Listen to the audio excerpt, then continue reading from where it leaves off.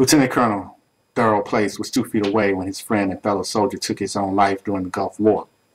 2 decades later, like so many other veterans, Place is still haunted by the plague of suicide in the military.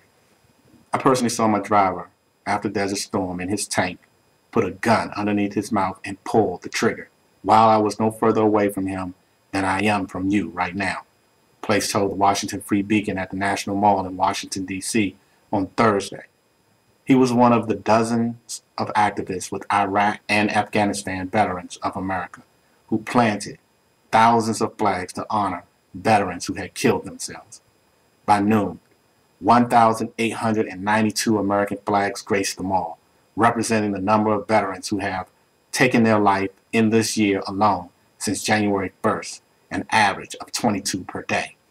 Former soldiers and survivors gathered to raise awareness about the epidemic and lobby Capitol Hill to pass a bill addressing gaps in mental health. The message of the campaign is, "We've got your back," and for Place, serving in the Army is a family business. "My son is still in active duty. He's been an infantryman," he said. "I was in the 101st Airborne Division. He was in the 82nd Airborne Division. And just like his old man was when I was a young enlisted man, he kind of followed in my footsteps." "I served in the 82nd in Desert Storm," Place said. "So twice I was on the initial invasion into Iraq, and then later on he came into Iraq as I was coming out. And then he went on to the 82nd Airborne, and he went into Afghanistan as my unit prepared to relieve his unit in place in Afghanistan." Place retired in November. He is working with IAVA to help his fellow veterans get the help they need. "My son has 3 of his close friends who have lost the fight to suicide," he said. "I have several friends who have either attempted or lost the fight to suicide. As a battalion commander, I had, for 2 years in command, multiple ideations and a couple of attempts." Nearly 50% of IAVA members know someone who served in Iraq or Afghanistan who has either committed or attempted suicide. Our so-called political leaders say that our wounded warriors are our heroes. I say action speaks louder than words.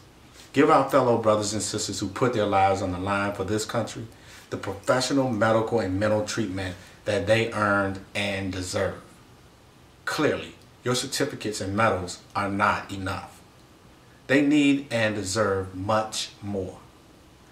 We, the tax-paying people of the United States of America, want our veterans to be taken care of like they are supposed to be.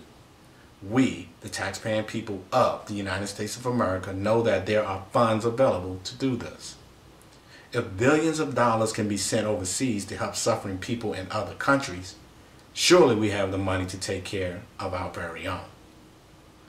Those who stepped on the battlefield representing us and our country and our way of life, it's time our so-called leaders step up to the plate and treat our veterans like true heroes and stop ignoring them. It's time you put our taxpayer dollars where your mouth is, for actions truly does speak louder than words. And quite frankly, we, the people of the United States of America, have grown sick and tired of your voluminous words. Thanks for watching. God bless.